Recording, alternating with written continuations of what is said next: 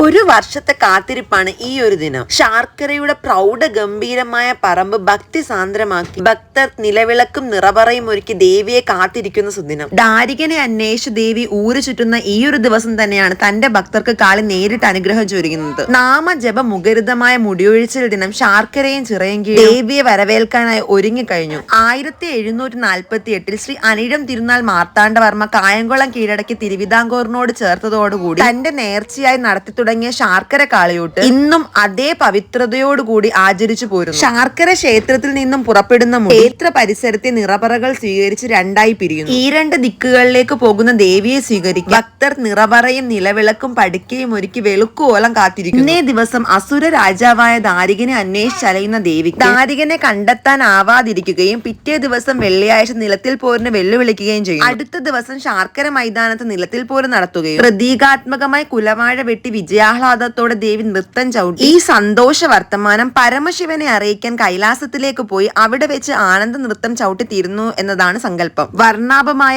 ഈ ചടങ്ങുകളെല്ലാം തന്നെ തീർക്കുവാൻ മണിക്കൂറുകൾ എടുക്കും. ഒടുവിൽ ഇതാ ഈ കൊല്ലത്തെ മുടിയൊഴിച്ചിലും കാളിയൂട്ടും ഇങ്ങെത്തിയിരിക്കുന്നു.